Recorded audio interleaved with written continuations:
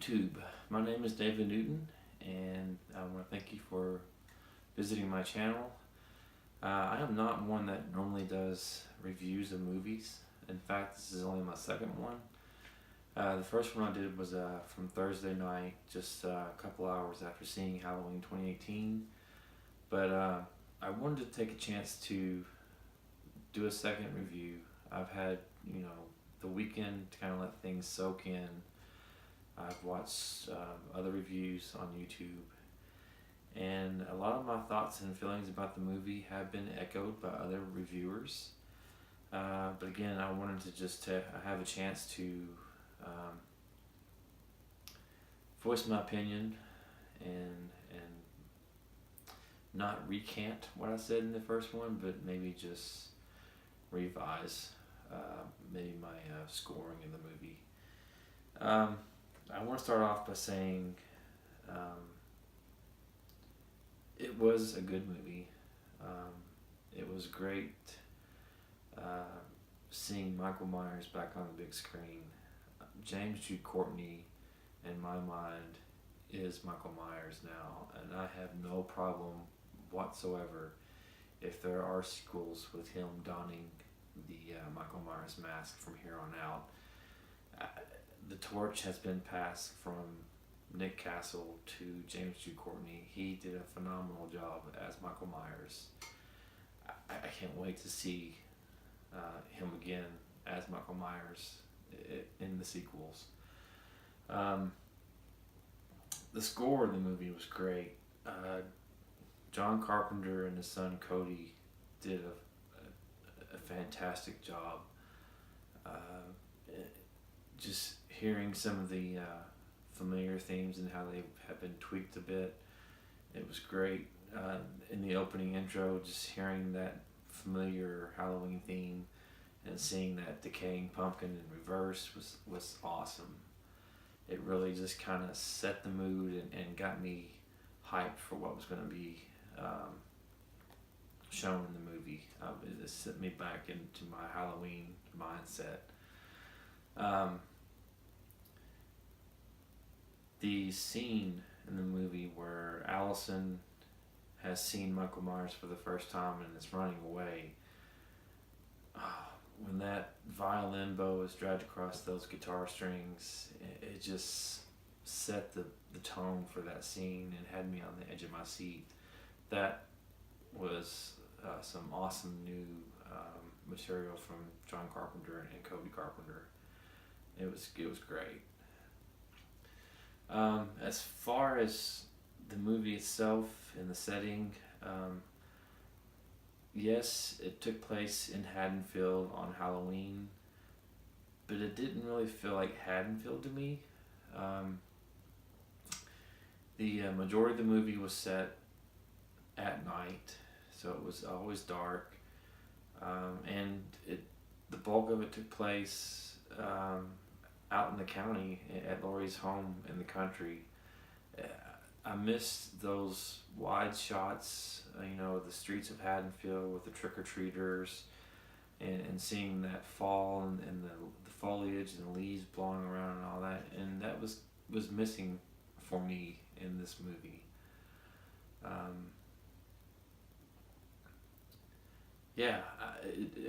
It didn't feel like Haddonfield to me. I mean, it could have been anywhere else but Haddonfield.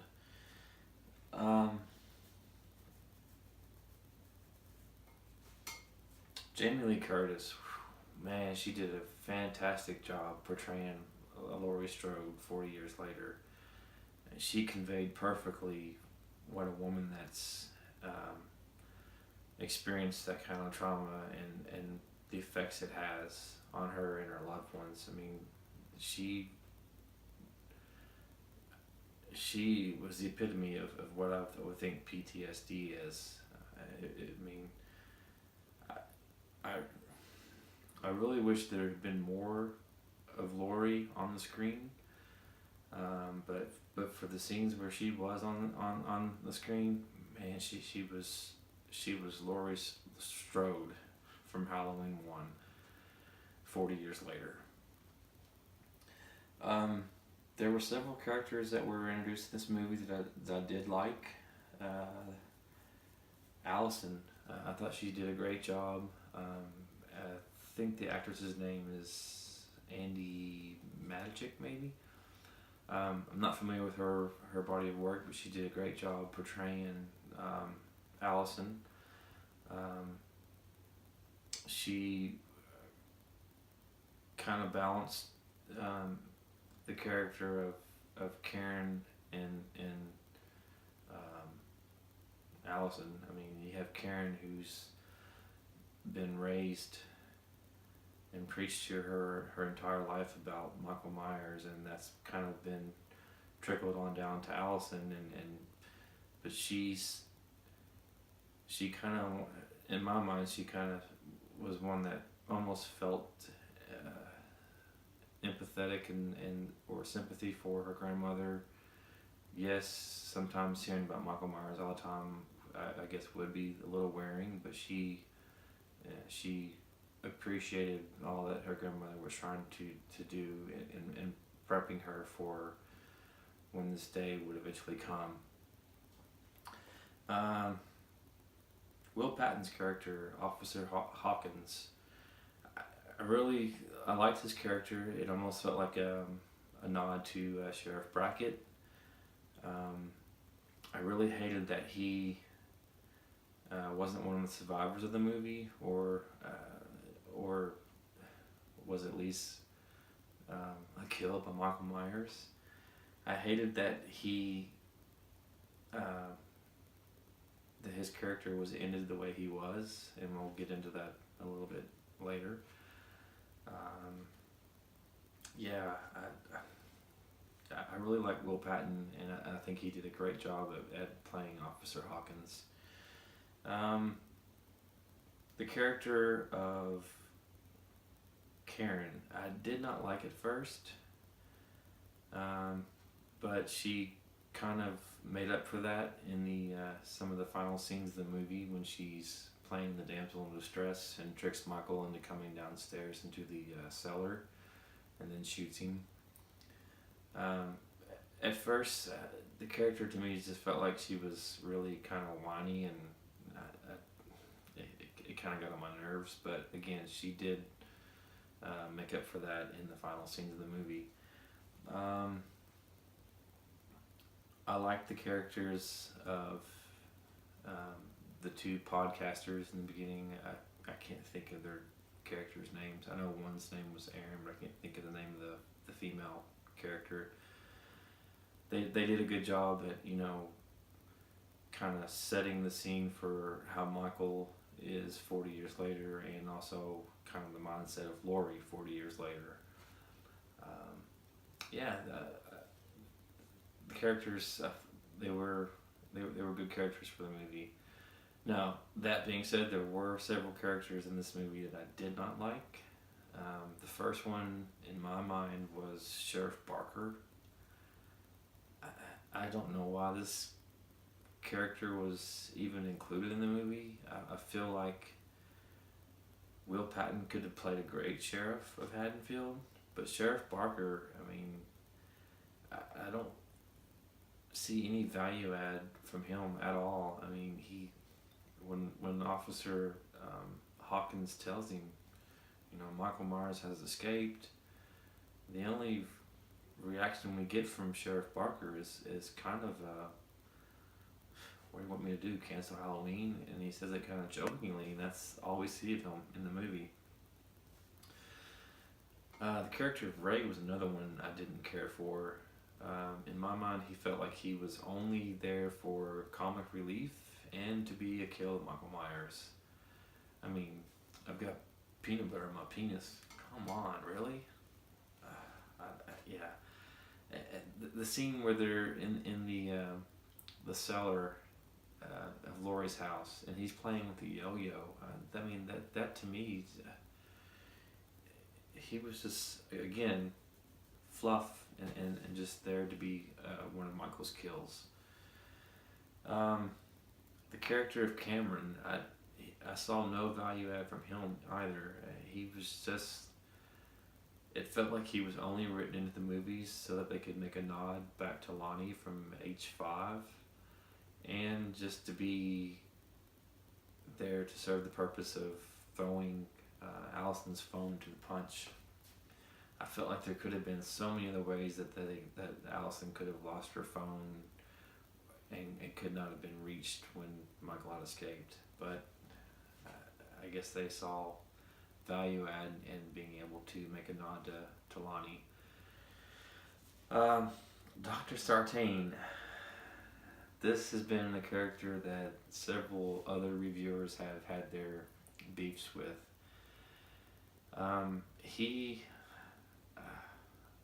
He was the student of Dr. Loomis and took over as Michael's doctor after the passing of Dr. Loomis.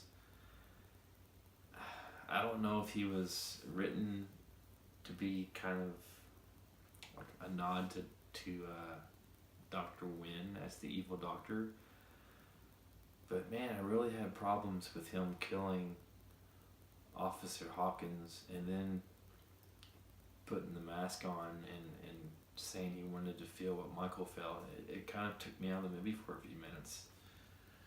I am glad that, he did get his head bashed in like a pumpkin. He was one of my favorite kills in the movie, as brutal as it was. But yeah, I'd read that initially Laurie was the one that caused the bus crash, but in test screenings that didn't bode well with the audience. So it almost felt like David Gordon Green and Danny McBride rewrote Dr. Sartain to have a bigger part in the movie and make him the cause of the bus crash in order to get Michael to Laurie. I don't know, it kind of comes across to me as lazy writing. The mask in the movie was great, it was good seeing the mask because it looked very much like the mask from H1, albeit 40 years, later and with some deterioration and everything. But that was always a problem I had with the movies, the Halloween movies after Halloween 2, well, I guess 3.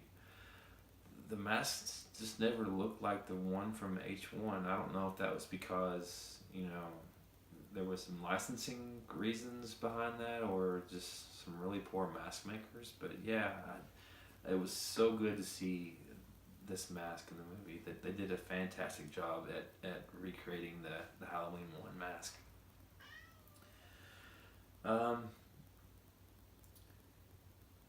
felt like the pace of the movie after they end up at Laurie's house was just so fast. I mean, with Laurie getting thrown off the balcony, and then it seems like a matter of minutes later they've got Michael trapped in the cellar and it catches him on fire. I really wish that could have been drug out just a few minutes more. That's what kind of made me leave the movie on Thursday just kind of feeling a bit let down. I mean, I felt like we'd already seen Michael burned in Halloween 2, and then again in Halloween, I guess it was this 5 or 6, but it felt like it had been already played out before. I mean, I can't think of another way that we could have seen Michael killed. I mean, I think again in the original test screenings, the demise of Michael takes place outside, which is why we see some things in the trailer that weren't in the movie. But I think what I've heard or read was that in the original script, Laurie and Michael have kind of a knife fight out in the front yard, and Laurie stabs Michael in the arm, kind of like he stabbed her in the arm in H1, and then Michael lunges his knife into her chest, and then Karen comes out and shoots Michael in the arm with a bow. He disappears in the woods, and that's kind of how the movie ends. Again, it would have been good to see that, and I hope that they have some of those extended scenes and alternate endings in the Blu-ray release, because it would be good to kind of see what the audience saw in the test screenings. But anyways, yeah, this was a great movie. I do feel like that when I saw it the first time, I was just being too over analytical of it. I was trying to find all the Easter eggs, and there were a lot of Easter eggs to be seen in the movie. One of the first ones that stuck out to me was when Laurie meets the family at the restaurant, and she grabs Ray's glass of wine and starts chugging it. That to me felt like H2O. When Laurie was meeting with her boyfriend and asked for the extra glass of Chardonnay. Some other ones were, of course, the Silver Shamrock mask that we saw in the trailers. Vicky being disguised as a ghost was a nod to Bob from H1. The gas station scene to me felt like a nod to H4 when Dr. Loomis goes to the gas station and all the attendants have been killed. Of course, the bathroom scene with the podcaster was a nod to H2O. The two cops in Halloween 2018, they were, I guess, a nod to the goofy cops from Halloween 5. Admittedly, this scene, or these cops, I guess, were, to me, more liked than the cops from H5. Those cops from H5 were horrible.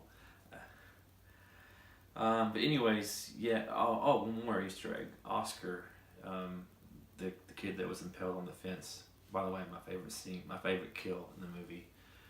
Oscar was wearing the devil horns and the cape, which was very reminiscent of what the costume that Samantha wore in Halloween